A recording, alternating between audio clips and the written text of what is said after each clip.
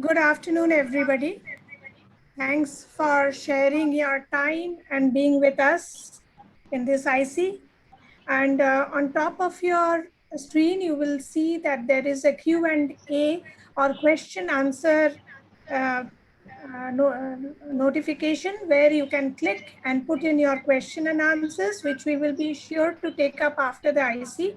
And any of you who have questions can also personally WhatsApp any of our speakers if you want. So we are really looking forward to the interactive session after this IC, where at the end of the IC, where we'll be doing mutual knowledge sharing and enriching. Not the speakers will also get enriched by the interaction with the audience. So here we go. And this IC, we will be talking about, we will elaborate on the current perspectives of angle closure disease and on the controversies surrounding the disease, current guidelines updates. It will focus on epidemiology, classification, diagnostic tools, and the current management protocols of PACD or primary angle closure disease. I'm Dr. Shuchanda Shah, my esteemed I'll just share my screen.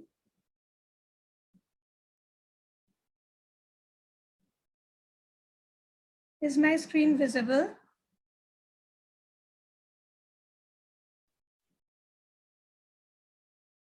Is my screen visible? Yes, it's visible. Okay. So I'm Dr. Shuchanda Shah. I'm a senior consultant, glaucoma and cataract services, Disha Eye Hospital. My esteemed co-instructors hardly need any introduction. They are all well known at state and national levels and are all active internationally also. And as per instructions by Sihota ma'am, I will really cut down on the introduction time so that we have more time to actively interact at the end of this session. But just one word, after me, my speaker, Dr. Manish Singh, the smiling, energetic, young glaucoma practitioner of Kolkata, will be the next speaker, and then followed by Dr. Dipanjan, who is senior consultant with Disha Eye Hospital, very proactive and dynamic. Dr. Chandrima Paul, Secretary GSI, dynamic, one of the doyens of glaucoma in Kolkata and Eastern India, needs no introduction. And last but not the least, definitely, is Ramanjit ma'am. And she has categorically told me that she does not want time to be spent behind any introduction. So we move on. And one thing that I need to definitely say about her, that she is one of the most dedicated, exemplary teacher that I have seen so far. And it is really a privilege to have her in my IC today. And for that, I need to thank Dr. Chondrima for encouraging me to rope in Dr. Ramanjit Sihota. So my talk starts now, Nikhil, and I will speak on epidemiology of primary angle closure disease. Primary angle closure disease is not a single disease. It is a spectrum and varies from narrow angle to advanced glaucoma. The current classification by AAO in 2021 encompasses 6 clinical conditions under PACD: PACS or primary angle closure suspect, primary angle closure glaucoma. These we will be discussing later on. Acute angle closure crisis, where the angles are occluded, leading to raised IOP. Plateau iris configuration, these are patients who have narrow angles due to anterior ciliary body, and they have central deep AC. And amongst these patients who still continue to have persistent iridotrabecular contact, in spite of having patent peripheral iridotomies, are called plateau iris syndrome. A lot of research, a lot of discussion. PACD is one of the most discussed diseases in glaucoma even now because it leads to a lot of blindness. Angle closure has been seen to be the fundamental pathological process, but with better understanding of the disease, with better diagnostic tools, we have seen that apart from pupillary block and plateau iris, multiple mechanisms are contributing for closure of angles such as choroidal thickness, uveal thickness, and now lately the GWAS studies or the genome-wide association studies have also identified new PACG loci and genes, and maybe these will help us in better management of some PACG patients in future. It has also been said that psychological status and balancing the sympathetic parasympathetic activities may also lead to better prognosis of PACG. Yanov et al. In 2014 described PACG as those with elevated intraocular pressure due to mechanical obstruction of the trabecular meshwork, which could be either appositional or synechial. But till date, the search for a very standardized definition of PACD is still on. There has been a plethora of classification and terminologies, and it started as early as in 1966 when G et al. Came forward with a classification based on clinical presentation. It was later updated by Salmon et al. And they classified the clinical course of acute PACG into preclinical attacks, acute, subacute, intermittent, chronic attacks, progressive attacks, and absolute according to signs and symptoms.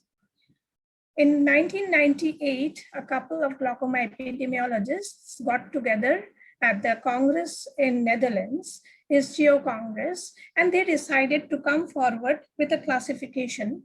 And finally, in 2002, they published this classification where they called those patients with 180 degrees iridotrabecular contact or more than 180 degree, normal intraocular pressure, no optic nerve involvement as PACS or primary angle closure suspect.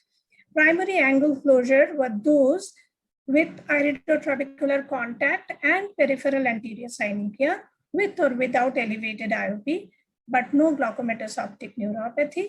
And those who had glaucomatous optic neuropathy were coined as PACG or primary angle closure glaucoma.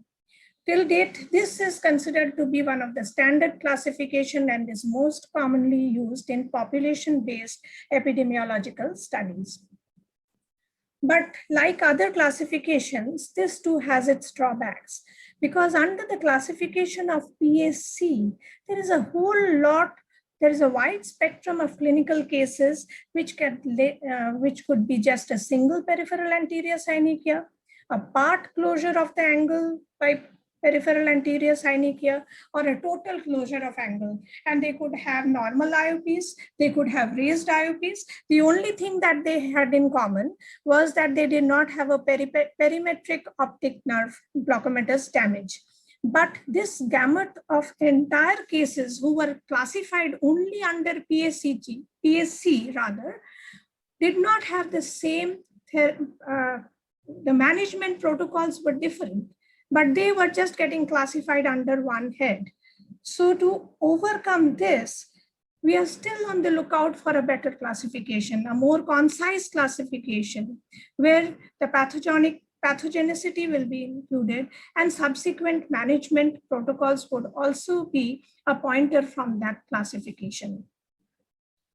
So the pathogenic classification was first attempted by Rich et al. In 1996, where they tried to classify PACD according to the anatomical levels of obstruction to aqueous flow, which could be at the level of the iris, the level of ciliary body, the level of the lens, and vectors posterior to the lens. But however, it was seen that in some ACG patients, multiple levels were responsible simultaneously. So they could not be classified at one single level.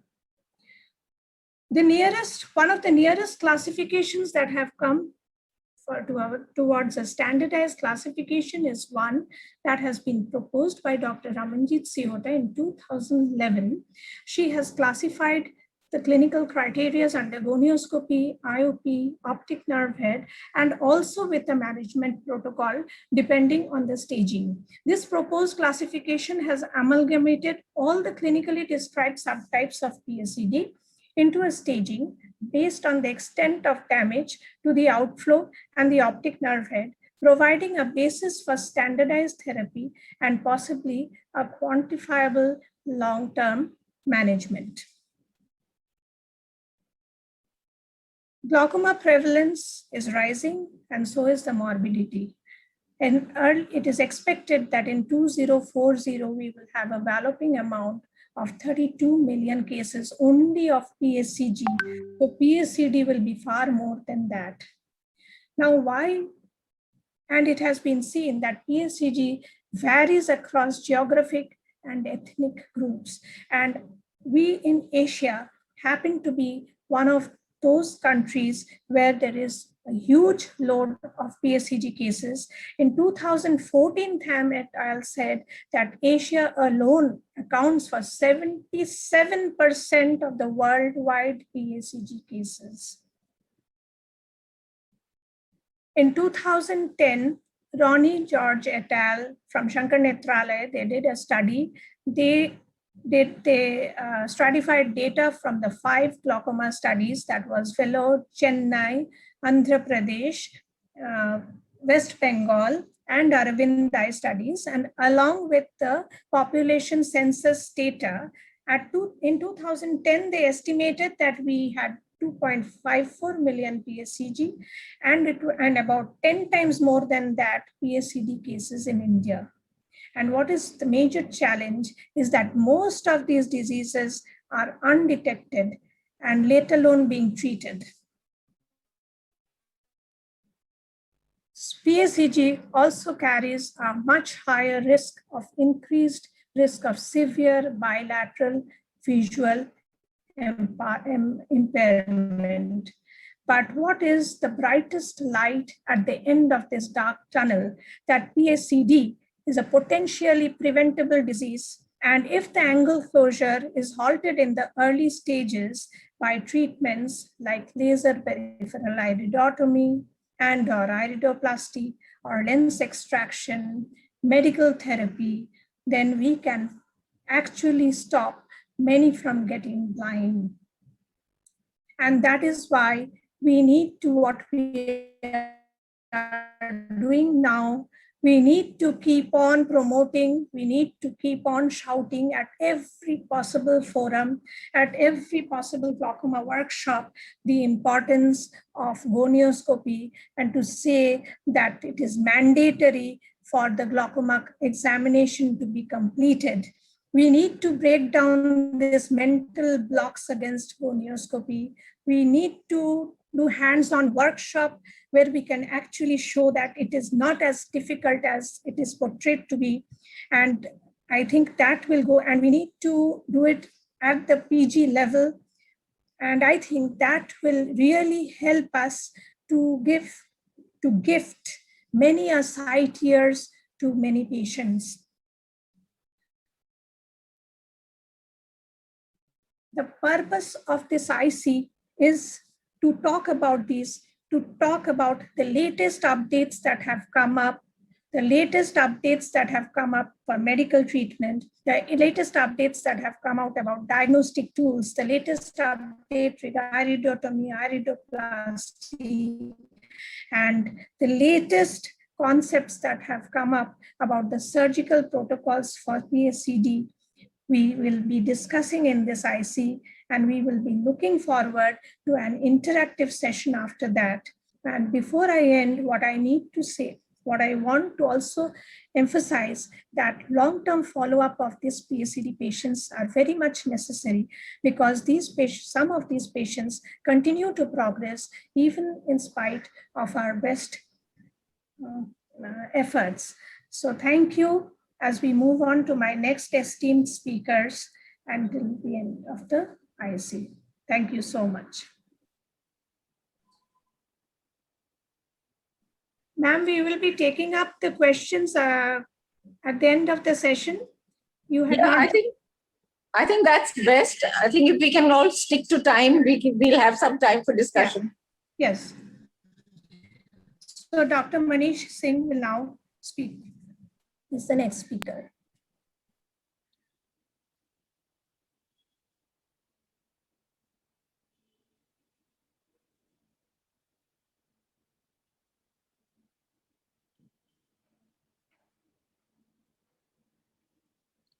Is my slide visible? Yes, sir, it is. You can get started. UBM plus ASOCT? Yes.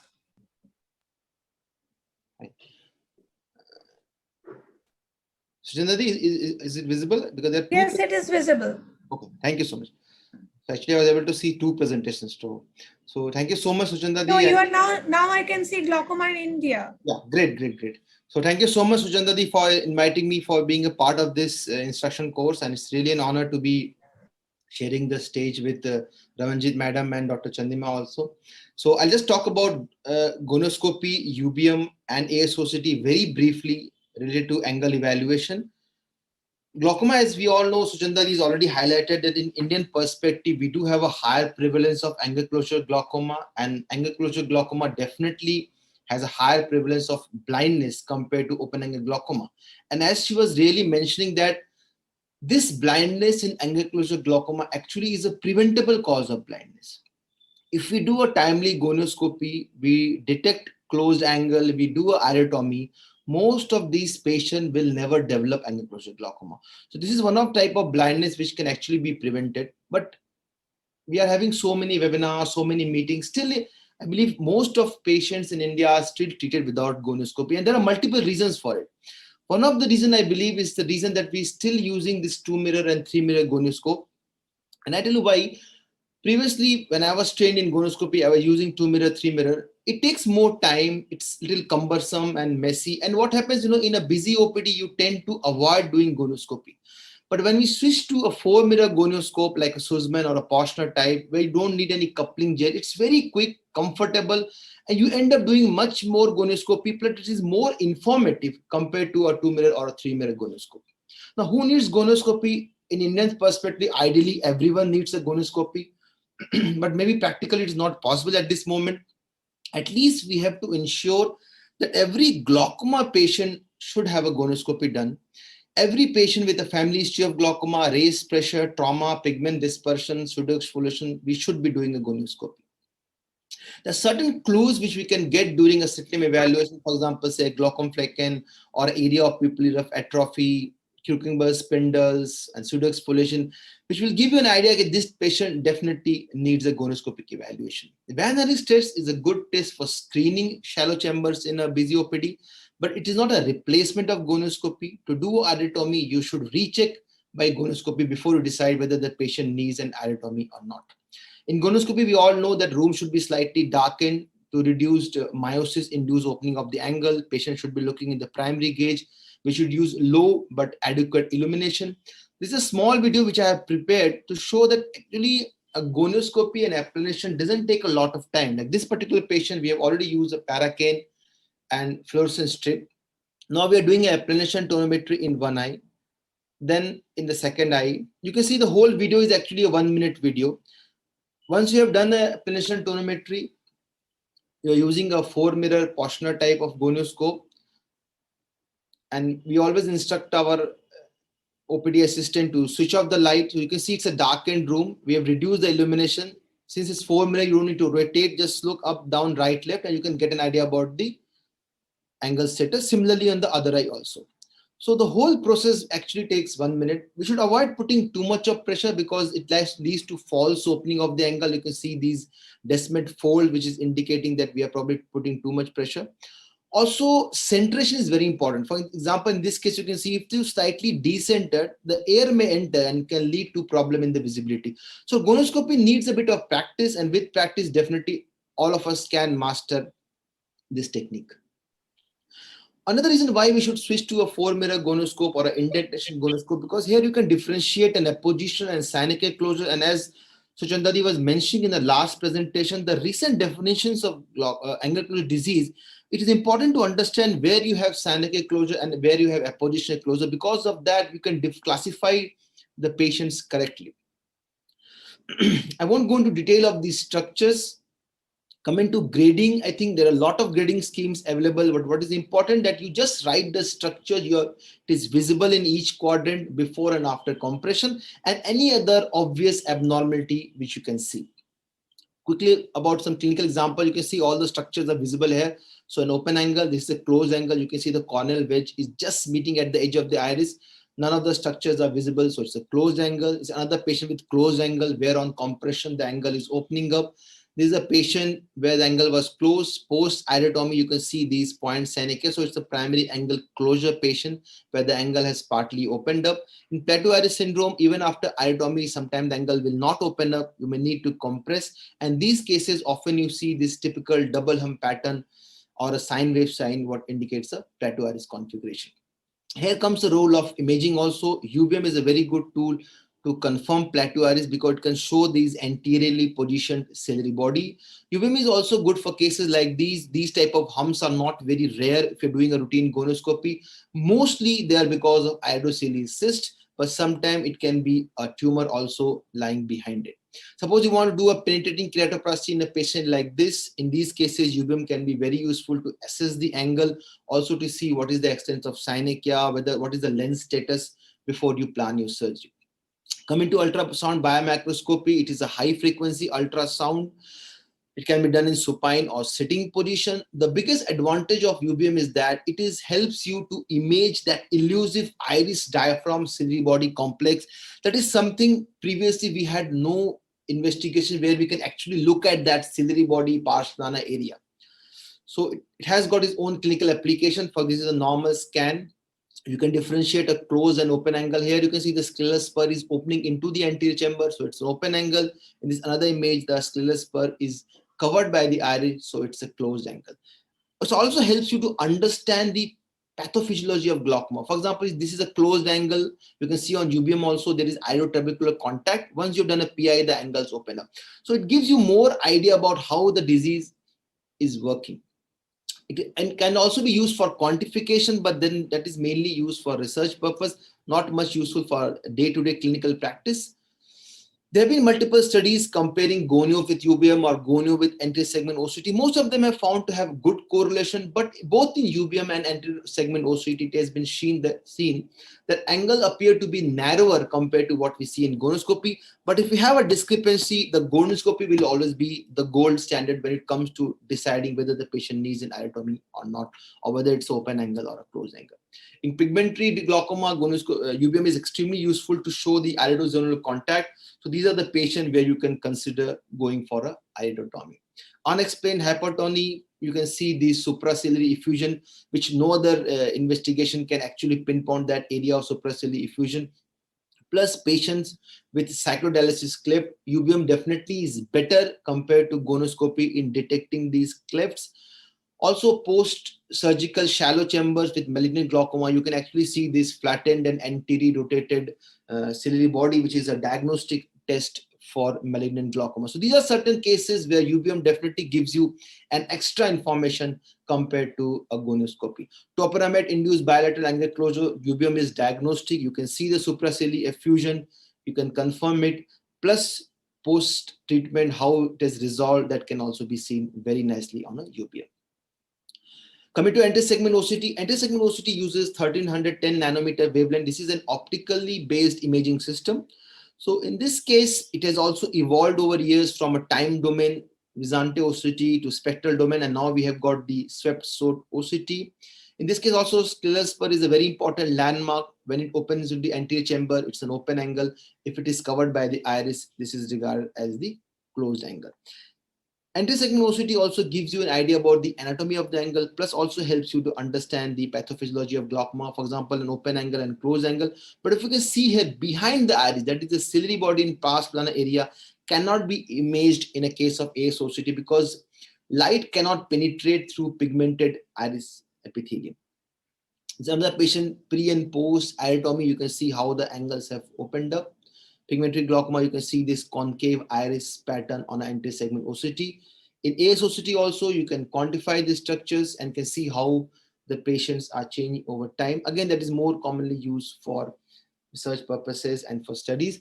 The certain advantages of ASOCT over gonioscopy in UBM: one, it's very, very rapid. You can do in sitting position, and it's a non-contact procedure, so extremely comfortable for the patient. But as I've already mentioned, you cannot image beyond the posterior pigmented epithelium of iris, so a malignant glaucoma or a plateau iris syndrome or even a zonal assessment cannot be done with the ASOCT.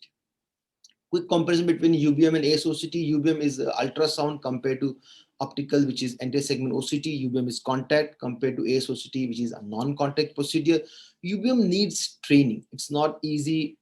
Sometimes you can injure the cornea. You need to practice. Compared to anti-segment OCT, is far more easier, less demanding compared to UBM.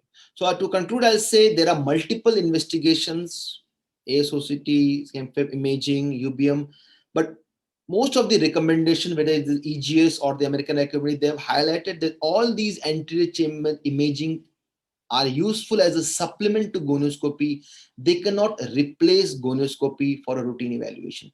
So gonioscopy is still the gold standard when it comes to evaluation of your angle. Thank you so much.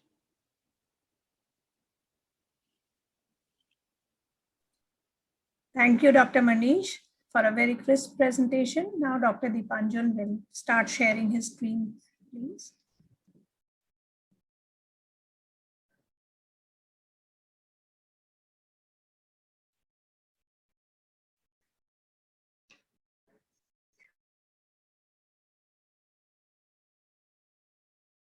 Dr. Deepanjan, please unmute.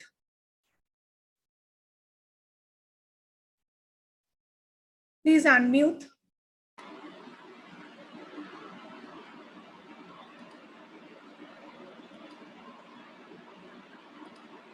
Is it fine now? Yeah, it's Can you hear fine. me? Yeah. Yeah. Many thanks to Shuchandati to include me in this excellent IC. So, Sir, making the full set, sir. sorry. Can you see it now? Okay, sir. So till this time, we already know that primary ankylosing disease is potentially blinding, and we have a lot of them, and we are going to have a lot of them. So what is the remedy? So this primarily laser therapy in this disease aims at relieving pupillary block, either creating a full thickness hole in the iris, which is called laser iridotopy. And in selected cases, we make circumferential stretch bands in peripheral iris to open up the angle recess, which is called peripheral iridoplasty. That is done in selected cases.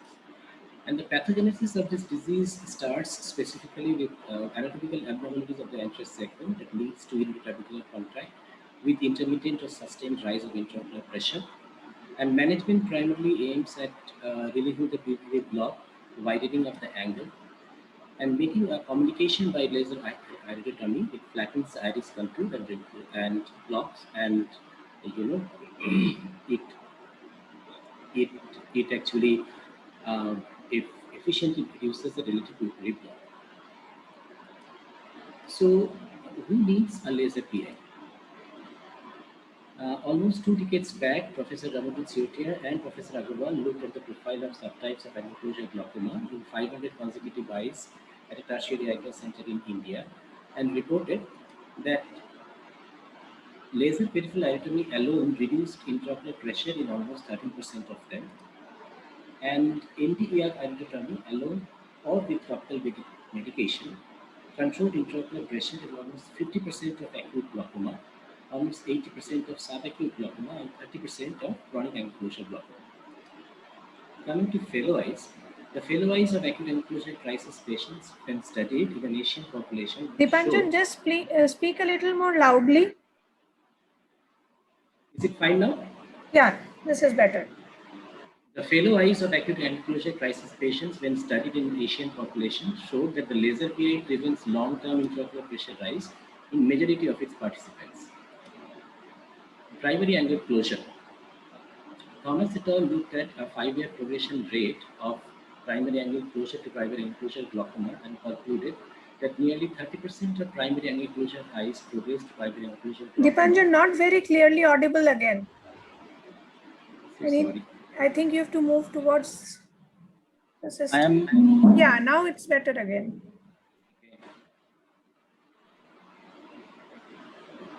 And Hello? eyes Ah. with laser peripheral iridotomy actually progressed. Without laser peripheral iridotomy, progressed more.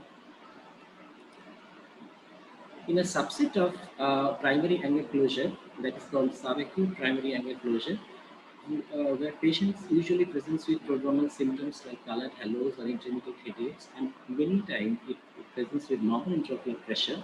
If we see in the slit lamp, sometimes we can discover pupillary rough atrophy. In gonioscopy, we can pick up blotchy pigmentation, and we have seen that majority of these eyes quickly reverses after laser peripheral iridotomy. Primary angle closure glaucoma. Efficacy of laser PI was assessed in primary angle closure disease as initial treatment in a rural Mongolian population, where failure is defined as need for filtration surgery or addition of medicine. We could clearly see that the rate of failure in PACS population was none, and primary angle closure was 3%, and primary angle closure glaucoma was 47%, where degree of synovial closure at presentation was proportional to failure of primary angle closure glaucoma. What we need to see here, that means that 53% of primary angle closure glaucoma patients were within target intraocular pressure with laser peripheral iridotomy alone. So the role of laser peripheral iridotomy and PSCG could be because it eliminates a component of pupillary block. Primary angle closure suspects, there is scanty data on natural history of PSCs, as well as there is inconsistent evidence of benefit of LPI in this group of people. A 5-year risk of progression of primary angle closure suspects to primary angle closure. Rovithan et al. Reported that the 5-year incidence of this group of people to primary angle closure was only 22%, and bilateral primary angle closure suspect was a clinical risk factor for progression. Till now, there has been a real need for a randomized controlled trial, like ocular hypertension treatment study, to find out at-risk PACS eyes. Who are these eyes who are actually going to get the disease? So the junction angle closure prevention trial evaluated the efficacy of laser iridotomy in bilateral PACS eyes. It was a single center study which included 889 bilateral PACS patients, where LPI was done in one randomly selected eye, other eyes was kept as control. And the primary outcome was primary angle closure with PAS with at least one angle, high intraocular pressure more than 24 millimeter mercury, or occurrence of acute angle closure attack in 72 months follow-up period. Interestingly, it was seen the incidence rate of primary outcome was very low. The primary outcome was there in only 19 treated and 38 untreated eyes, though there was 40% reduction in event rate. So they concluded that the risk of conversion from PACS to PAC is remarkably low in community setting, but laser PI definitely decreases this risk. So when you look at the limitations of this trial, there was a big controversy in the exclusion criteria, where intraocular pressure spike of more than 15 millimeter of mercury post dilatation or after a 15-minute dark room provocation test were excluded, which may have excluded patients with a high likelihood of developing acute or chronic glaucoma. And interestingly, intraocular pressure measurements were done by non-contact tonometry, which were confirmed with applanation, where IOP was greater than 24 millimeter of mercury. Thereby, there was chance of potentially missing cases in which IOP was erroneously measured with below 24 millimeter of mercury. And the trial was done in Chinese ethnicity, which may not be representative of other ethnicities. So, whom do we do a laser PI? So, LPI to all PSA size will definitely result in considerable overtreatment. But looking at the disease burden of India, which is, as we have, and as the disease is potentially blinding, we may consider laser. It is better to err on the peripheral iridotomy side. So LPI is actually indicated in this high-risk group, whether there is non-visibility of more than 2 centimeter PTM, specifically in bilateral, where we see blotchy pigmentation, where we have history of primary angle closure disease, family history, symptoms suggestive of intermittent angle closure, and limited access to treatment or follow-up. To summarize, LPI is indicated in acute angle closure glaucoma, all fellow-eyes of angle closure disease, primary angle closure as it prevents progressive closure of angles, primary angle closure glaucoma at it relieves pupillary block component as well as in plateau iris syndrome and a high-risk PSCSS. And we should understand the complications are rare. And again, the relieving pupillary block often do not eliminate angle closure. When we studied the residual angle closure post LPI, in Levin eye study, we studied the gonioscopy in adult Chinese. We saw that 20% of the eyes have residual angle closure 2 weeks post LPI. Also in another study, Dr. Vaskaran et al. Showed that more than 80% of the PSAs have gonioscopic residual angle closure. So, an argon laser peripheral iotoplasty can be the answer, which was introduced by Krasnov in early 19th century. And the procedure involves application of contraction pulses and external periphery to open up the end. The indication should be in acute situations as an adjunct to LPI, and when there is cloudy cornea and iris becomes extremely boggy, or in chronic cases in plateau iris syndrome, adjunct to SLT or ALT, or in PSCGs who actually responds well to pilocarpine after PI. But the evidence is actually lacking. This Cochrane study shows, which is recently published, is a meta-analysis, shows that there was actually no strong evidence in use of laser iotoplasty in treating angle closure in non-acute eyes. So if a patient present with residual closure with high intraocular pressure, this study gives a nice picture where 80 PSC or PSCG patients post-iridotomy with more than 180-degree residual angle closure and IOP more than 12 mm of mercury were randomized to receive either 360-degree laser iridoplasty or medical therapy. And after 1 year, the ALPI was associated with higher failure and lower IOP reduction. So it is better to start anti-glaucoma medication in them rather doing an argon laser peripheral iridotomy. To conclude, laser peripheral iridotomy is relatively safe, remains the cornerstone of management of angle closure glaucoma. The efficacy depends on stage of the disease and underlying mechanism causing the closure. Evidence is lacking in use of LPI in preventing PSCG in PSCS, and there is no strong evidence of use of peripheral iotoplasty in primary angle closure glaucoma. Thank you. Thank you, Dr. Dipanjan, for maintaining time and excellent presentation. Dr. Chandrima Pal will now share her screen and talk about medical management in PSCD, good old pilocarpine, and the newer things in PG analogs. Thank you very much, Dr. Shuchandra, for this wonderful opportunity. And I would be speaking on remembering pilocarpine and relevance of PGA. So in medical school, we were told, when we just started ophthalmology in fourth year MBBS, we were told if angle assessment is not possible, remember pilocarpine. Now, the first part of the sentence is undergone a sea change, and this no longer holds true. You have to do a gonioscopy, actually, come what may. But yes, we must remember pilocarpine. So pilocarpine, origin of the drug, obtained from leaves of Pilocarpus microphyllus.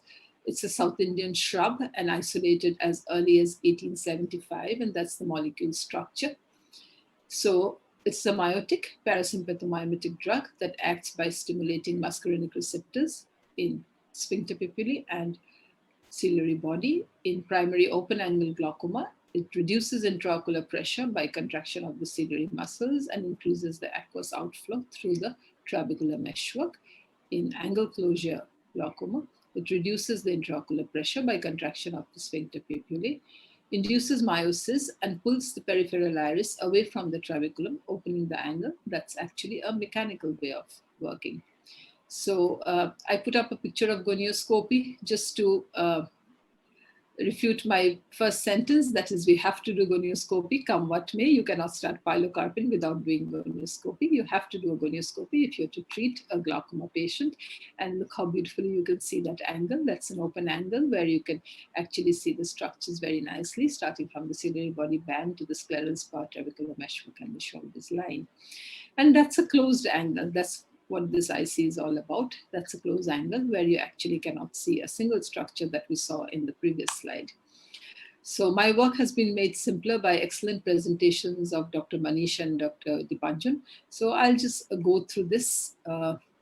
That's an open angle in the UBM, and that's a closed angle. So the structure which we need to know here is the scleral spar. That's the of prime most important to find out things. That's the anterior segment OCT, and as we were told by Dr. Manish, it actually doesn't have much of a depth, so it's not very useful in angle closure. So before laser peripheral iridotomy, the quote from Krupin et al. Was that pilocarpine 2% or 4% was administered in all patients prior to laser surgery to have a myotic pupil and the iris under tension. Yes, that's true. It still holds good till today, and we do use pilocarpine pre-laser PI, pilocarpine 2% to 4%. 4%, however, is not available. We use the 2% to cause meiosis, reduces iris thickness, and facilitates the perforation. So the biological mechanism of pilocarpine to induce meiosis quantifies short-term constriction of the pupil induced by pilocarpine and is very significant. So meiosis begins in about 15 to 30 minutes and lasts for about 8 hours or so. Pilocarpine also causes meiosis by direct action on the receptors of the pupillary sphincter. This meiosis may last up to 24 hours and cause spasm of accommodation. So because of its activity at the muscarinic receptors, sites on the iris sphincter and ciliary muscles, pilocarpine causes pupillary constriction and varying degree of accommodative spasm depending on the patient's age. And in all comparative studies comparing the effect of pilocarpine with other drugs or combination, meiosis is mentioned as the reason being masked for other studies being impossible. And that's when I discovered I actually had volunteered to speak on this topic to Suchandra, but when I did a literature search, I found how difficult it was to find anything, because doing a study with pilocarpine is almost next to impossible because the patient suffers from meiosis. So this is a UBM picture. This is a pre-pilo picture that you see of angle closure, and that's the post-pilo picture once pilocarpine is instilled, and this is post-laser PI. So the relevance of pilocarpine further is increased with plateau iris. So the prevalence is about 32.3% in a cohort of primary angle closure suspects using UBM. And risk factors are females, younger age, often family history, less hyperopic than patients with primary angle closure. And the pathophysiology is anteriorly positioned ciliary process. A component of pupillary block may be present. So plateau iris configuration and syndrome, we need to distinguish that. So the configuration is flat central iris plane, but normal AC depth, angle recess is very narrow with a sharp iris angulation over anteriorly positioned or oriented ciliary processes. A component of the pupillary block is present. A PI is curative. And plateau iris syndrome, occurrence of angle closure despite a patent iridotomy in a patient with morphological plateau iris. So that's UBM picture, the presence of an anteriorly directed ciliary body and absence of ciliary sulcus, a steep iris root from its point of insertion, followed by a downward angulation from the sclerocorneal wall, and the presence of a flat iris plane, irido contact angle. Okay, there's contact, and plateau iris, a large and anteriorly positioned ciliary body holds the iris root up against the cornea, leading to a partially occluded angle. The arrow represents the location of the scleral spar that I told you before. And just to have a look at this is the gonioscopic picture. That's the double hump sign that we see, and that's called the sine wave sign. An indentation UBM on an eye with plateau iris, the double hump sign, one hump, and owing to the ciliary process, and the other owing to the lens. So pilocarpine, we know it's a muscarinic agent, and these facilitate aqueous humor outflow through ciliary muscle contraction. Distance the iris peripherally from the trabecular meshwork, prevent synechia formation, but do not totally remove iridotrabecular contact. So miotic agent open the angle, reducing the intraocular pressure by about 20 to 25%.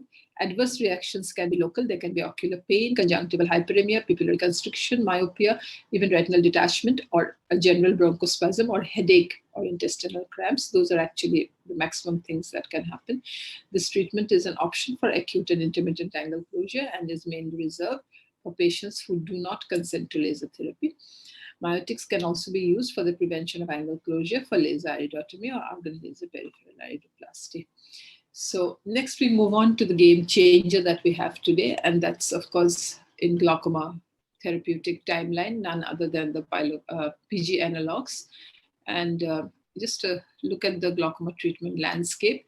So latanoprost was invented as early as 1997. That was actually followed by bimatoprost and then travoprost and finally tafluprost. And prostaglandin analogs in the eye act by remodeling the structure of matrix metalloproteinase. This causes change in shape of the cells and widening of the spaces filled with connective tissue, resulting in decreased resistance and increased drainage. It increases the uvascular path flow of aqueous humor and also increases conventional trabecular outflow. The receptors of prostaglandins are located on the trabecular meshwork, ciliary muscle, and sclera, and hence prostaglandins can affect the aqueous drainage. So the PGAs, as I said, tafluprost, latanoprost, and travoprost, these are the esters, and the amides, prostamides is bimatoprost. Of course, uniprostrone is not available in our country. So prostaglandin analogs, they are the drug of choice in primary open-angle glaucoma and NTG, but what we're interested here is that they are used post-YAC-PI in angle closure. They have really no systemic side effects, so very few. Compliance improves because of single application. And again, as I said, here we are dealing with their use in post-PI cases. So interswitching amongst the PGAs, studies have shown that patients not responding or intolerant to one class of PGAs benefit from switching to another class of PGAs. So contraindications, I've already told you the complications. Uveitis, we don't use it, or macular edema. Relative contraindications like patients at risk for CME or old history of macular edema, history of herpetic keratitis.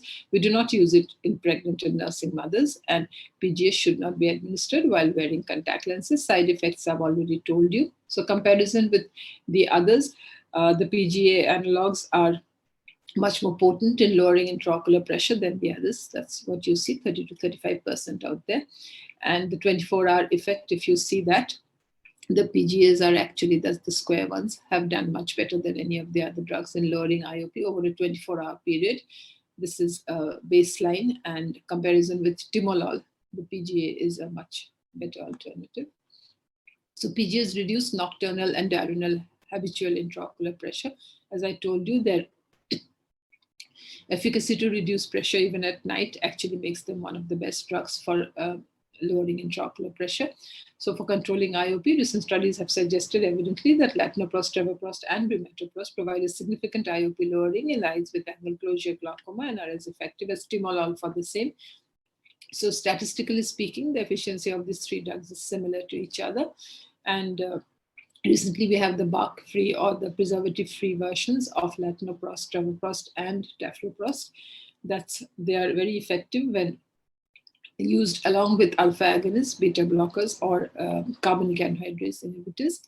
So issues to consider when starting prostaglandin analogs: is there an active inflammation in the eye or not? Is there a history of cystoid macular edema? And if dosing in one eye, will the patient tolerate potential asystematic changes, which appearance of the discoloration of the iris pigments? So this is a study which was published some time back, and this is just to emphasize that how important it is to do gonioscopy and remember pilocarpine, because apart from the other studies, we did see that in Eastern India, the percentage of angle closure glaucoma was much higher than previously reported. It was almost 1:1 percentage between primary angle closure and open angle glaucoma.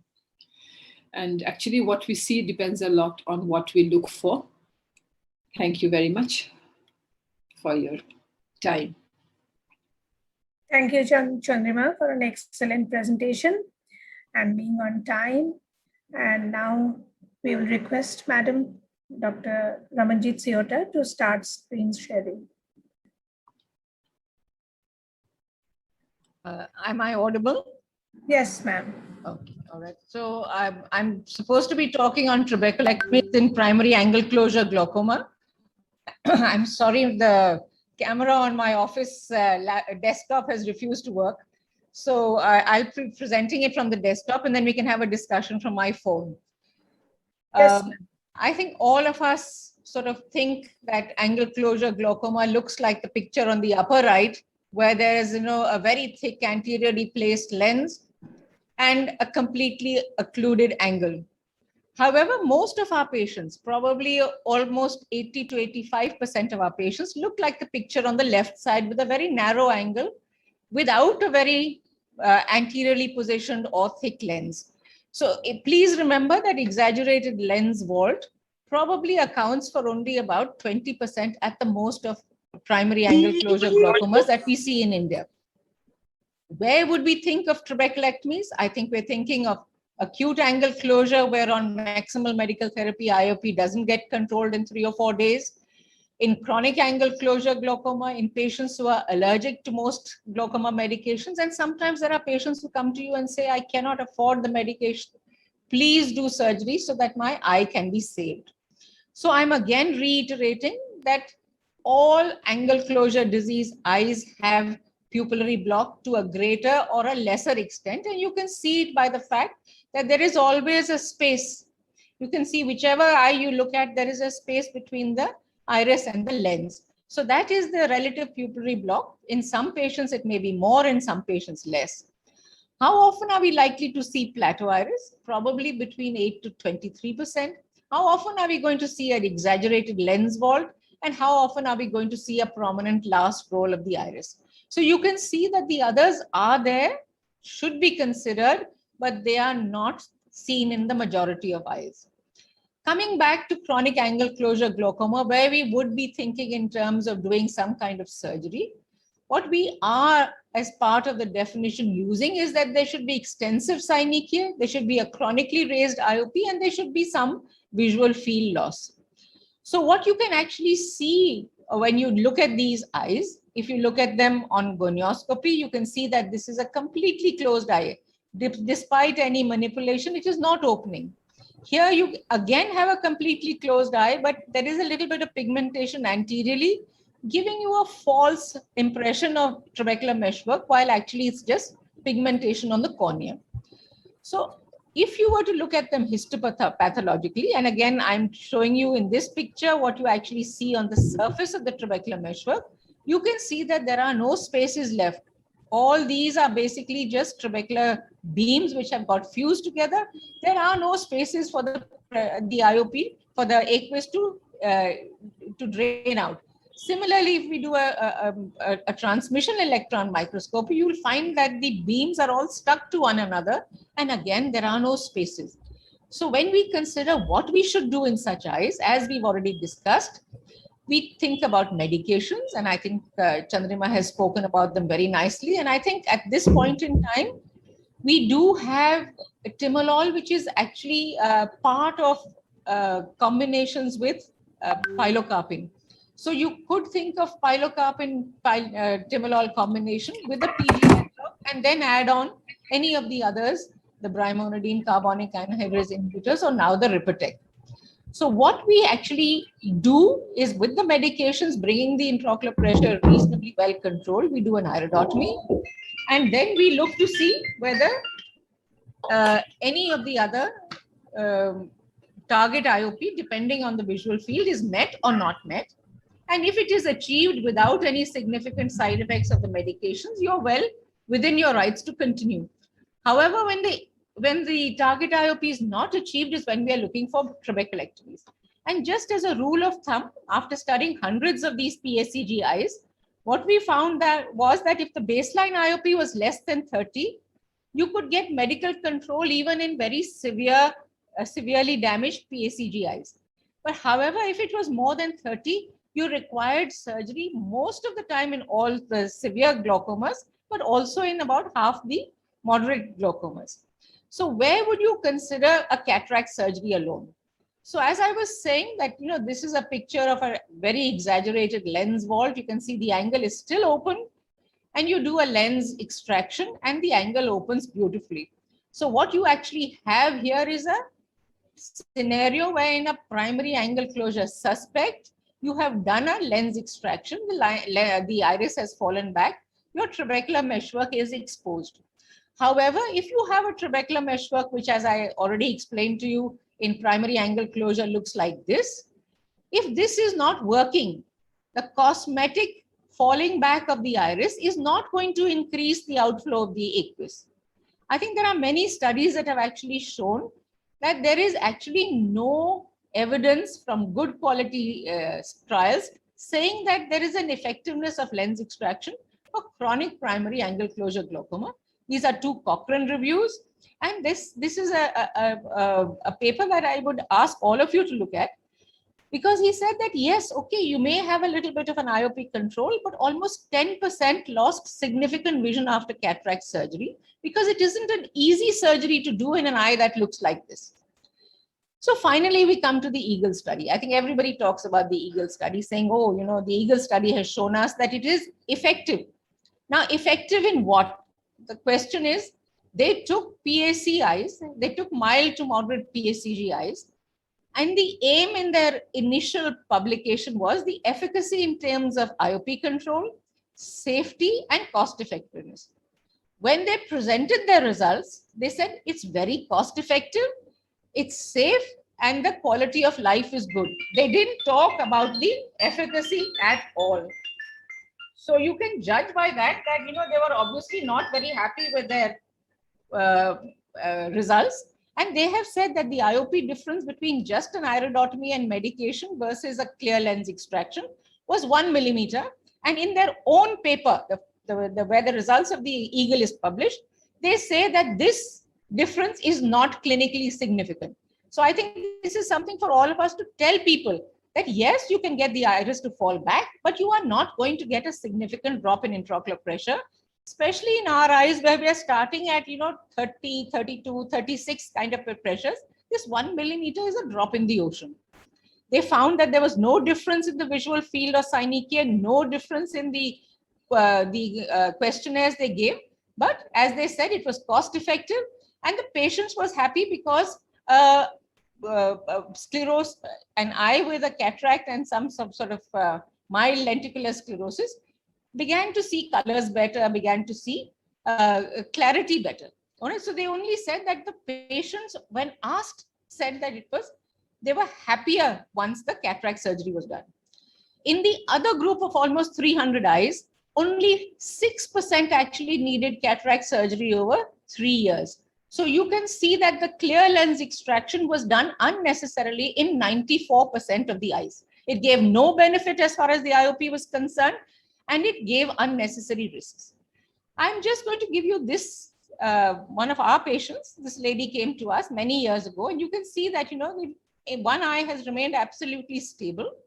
And this was the position of her other eye. She was quite stable in the other eye as well, till she underwent a cataract surgery, following which she had corneal problems, she had a raised IOP, she had many other problems. And by the time we could clear it enough for her to repeat a field, this is what her field looked like.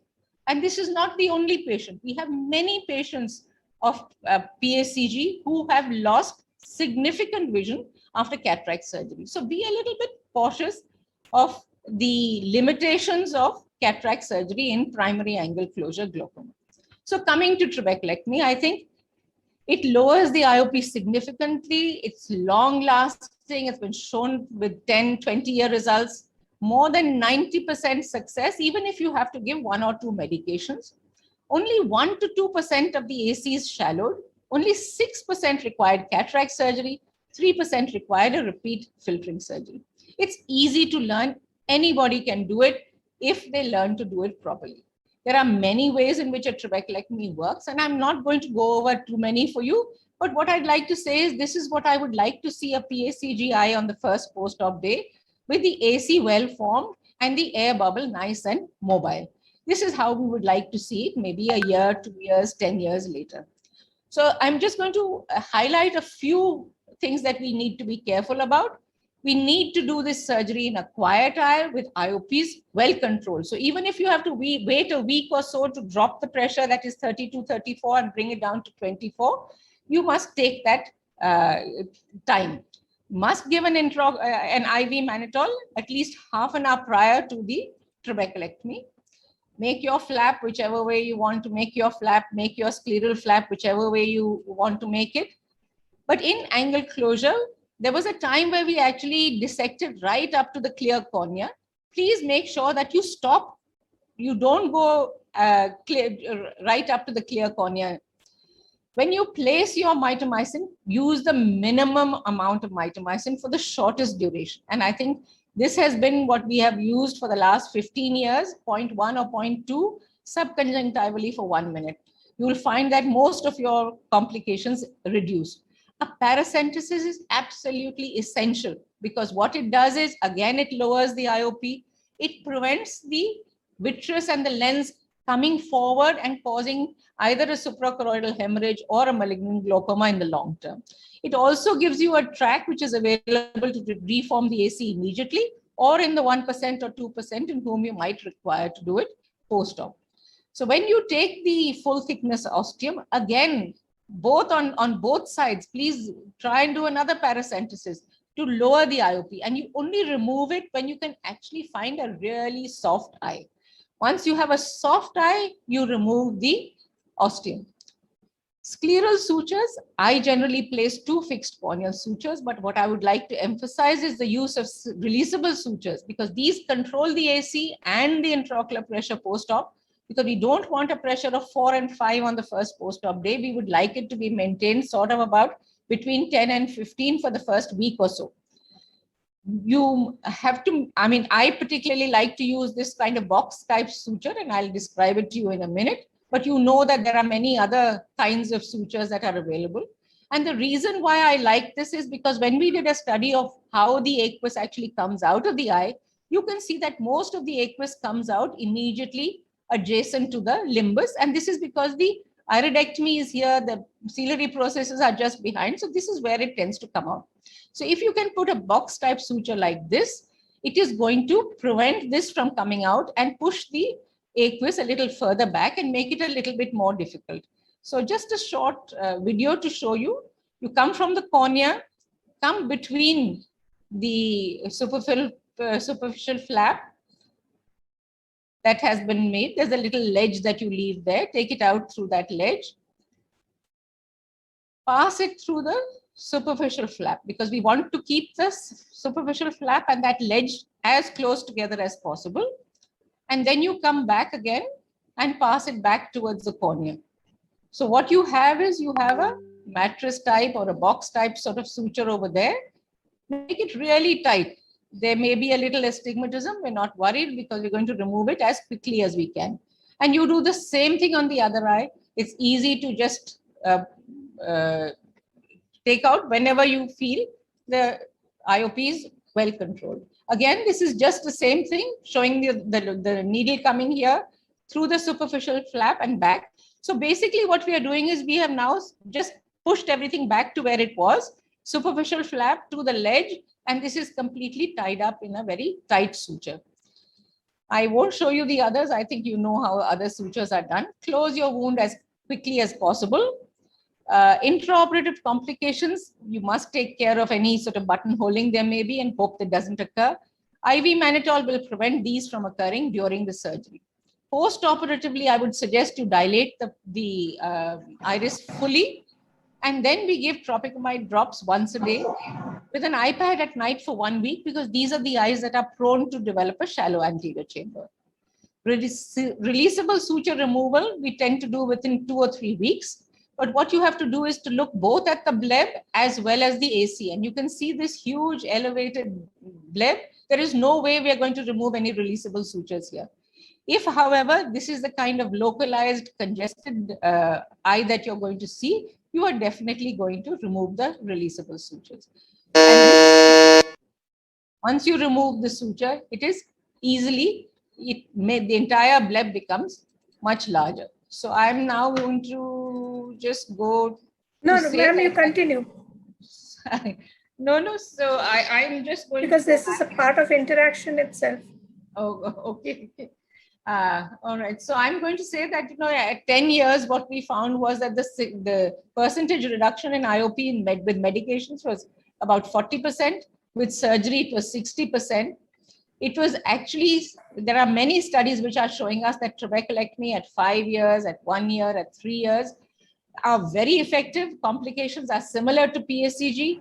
And even if you want to do a phaco trap, the phaco trap does better than just a phaco alone. You will get thin walled blebs, and all you need to do is to remove this epithelium, and you will get a bleb revision with a good control in IOP because the bleb is spared. So I would like to end up saying probably about 1 or 2 out of 100 may require a repeat surgery.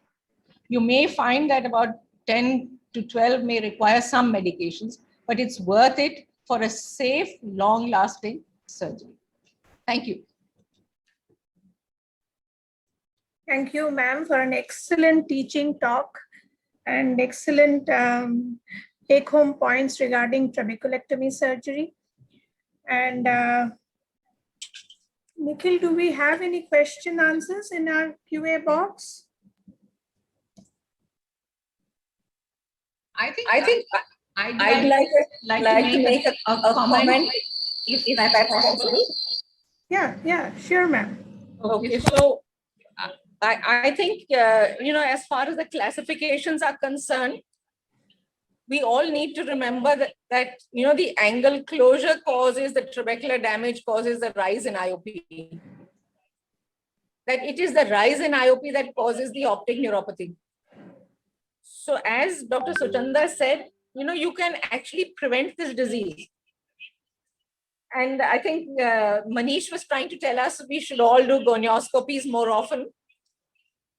But what happens is that people have a mental block. So I think teaching them to do at least a Van Herrick, and as we have described, a Van Herrick plus, which is just like an anterior segment OCT sort of cut at the inferior limbus, which gives you what is the angle where the iris is actually touching the trabecular meshwork or not. And I think Dr. Chandrima actually talks very well about pilocarpine, and the fact that we now have combinations of timolol and pilocarpine have made our lives very easy. People are much happier to use this combination, and the efficacy is very good. And there's a question, WhatsApp to me, 2 questions.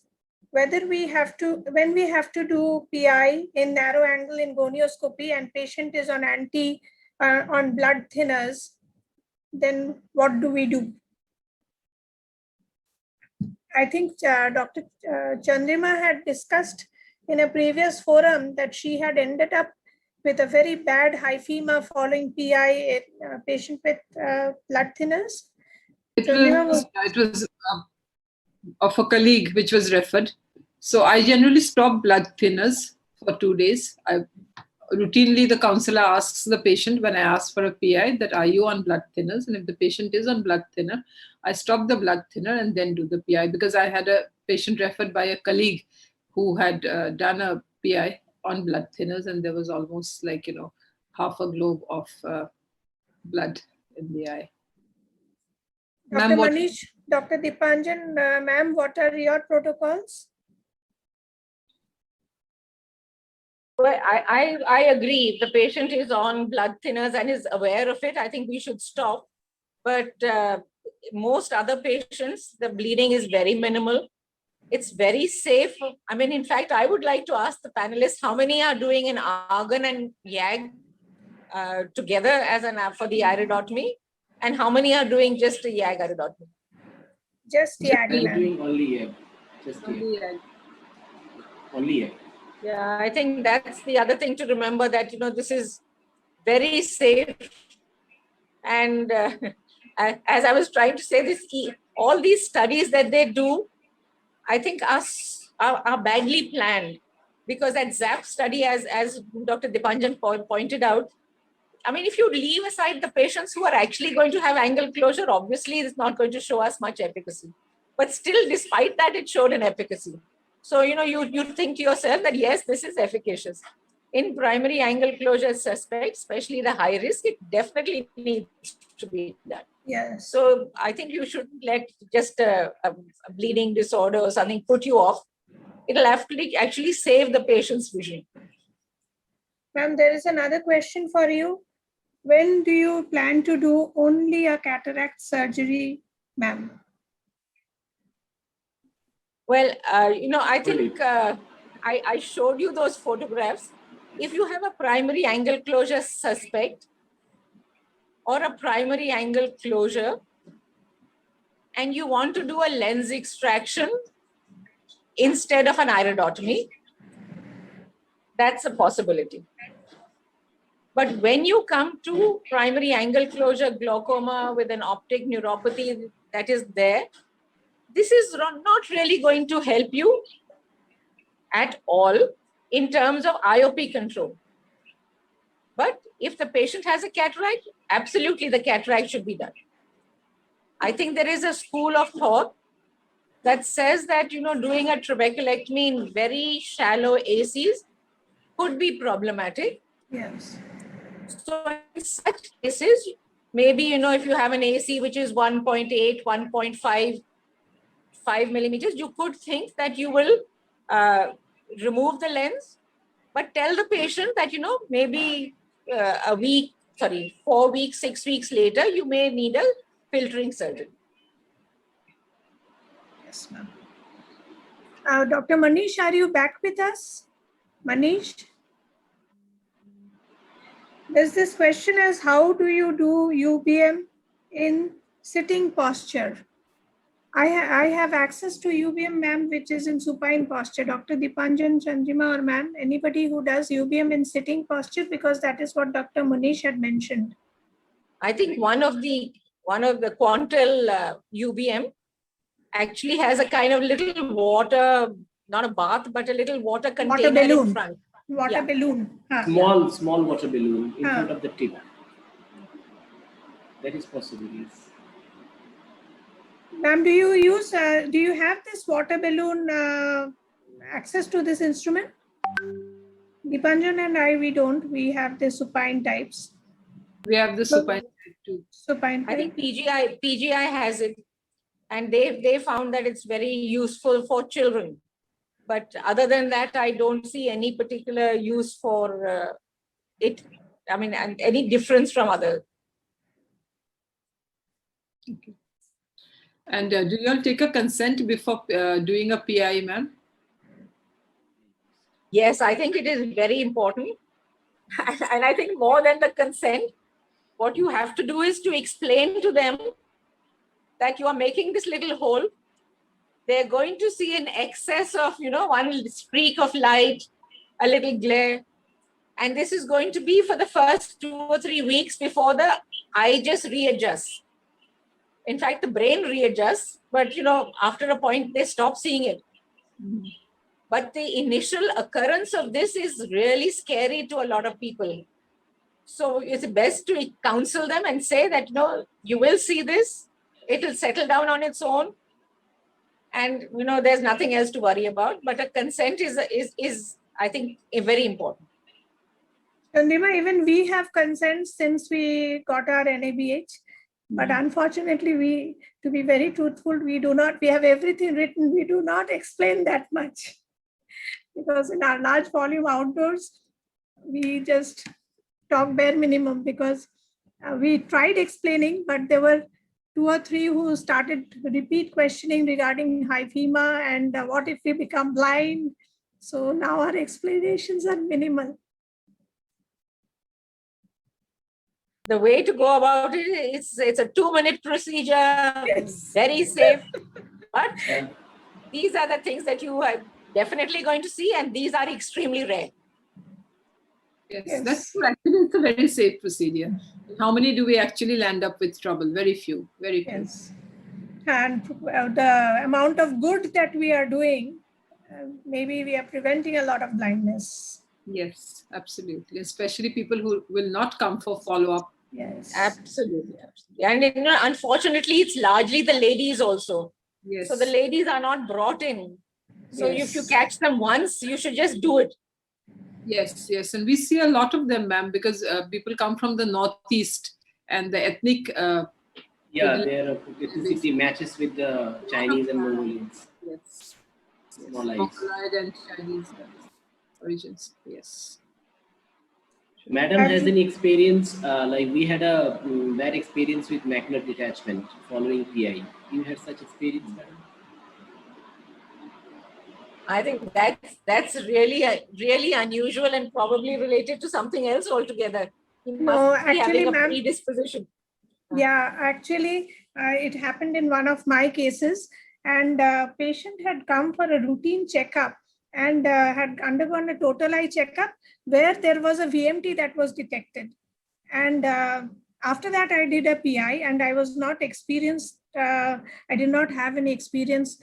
But it was a single shot PI, and it ended up in a macular hole, and that was operated at Chandrima's Institute PBI Foundation, but the patient was good. The retina consultant did a great job, and I got a publication in Journal of Glaucoma.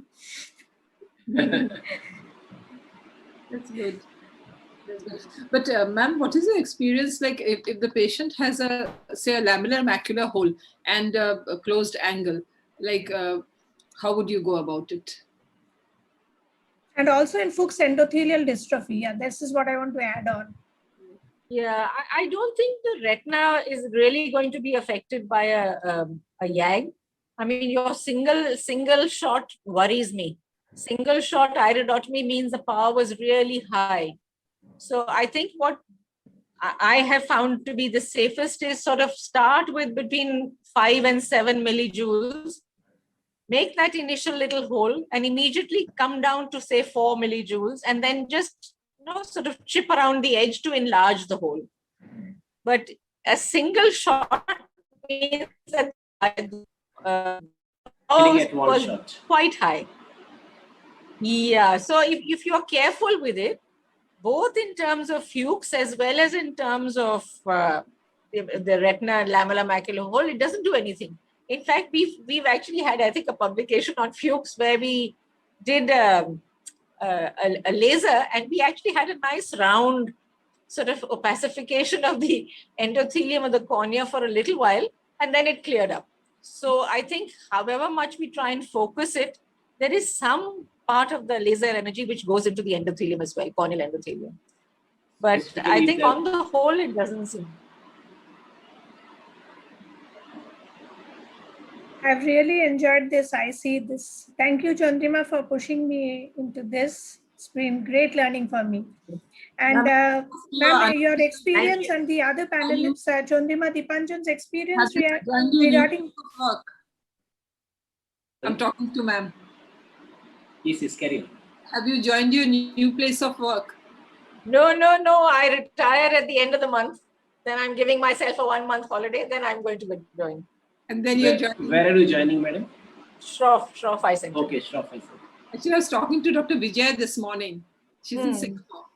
Yeah. So I was asking after you. So I liberating to retire.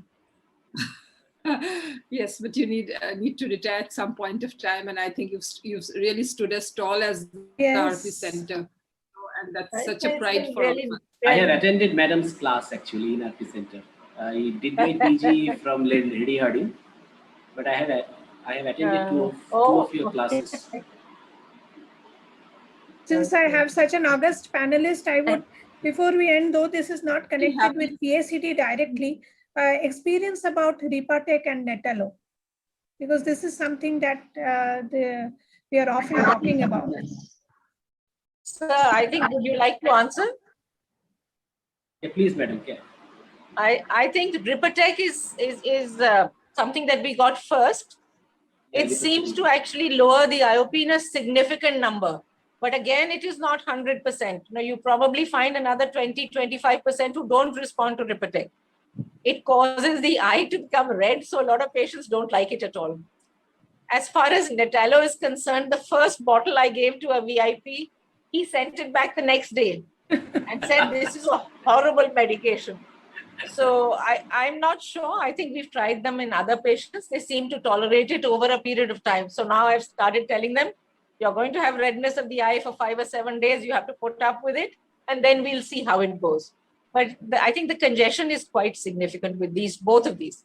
Yes, I think so. Irritation is bad irritation. But that day I saw a presentation by Vanita Pathak Roy, and she showed that with Netalo, she has had good bleb modulations. Microcystic changes have come back following use of Netalo in a couple of cases she was demonstrating. So that is one part. I don't know if it works out. Patient failing blebs post needling. Post-trabeculectomy. Post-trap, post-needling, and then they have developed microcystic changes with Netalo. Some cases she is following. What was the dose? The dose is once a day. Single dose. But is it Ripatit, not our going to cornea cause more people, congestion? our cornea department, Dipanjan is using Ripatit 4 times a day also. I've seen for some cases of Corneal cornea, edema. they are trying it out. Yes. Post-op edemas. 4 times a day. Post-op edemas or post-keratoplasty edemas? Two that I got were post-keratoplasty edemas. 4 times. Madam is muted, I think, so we cannot. Madam is muted. So wanted to tell something, but she is muted, unfortunately. Yeah. Yes, madam. Sorry, no, I was just saying thank you so much. It was an interesting IC. I think in this virtual age, we have to sort of get used to these things. But it would be nice to see the faces of our audience also and see if they have any. Yes, actually, it is more encouraging. Miss those. Yes. Because these Thank you. questions are. Thank you, ma'am. Thank you so much. Thank you. Thank you, Dipanjan. Thank you, Chandrima. Thanks to I think thanks. Monish is not yet back from his other IC. I think he is engaged in other ICs. Thank you, Priya. Yeah, I think we've all got overlapping sessions. Thank you. Anyway, Thank you. thank you. Thanks. Thank you. Thank you, Nikhil. Thank you.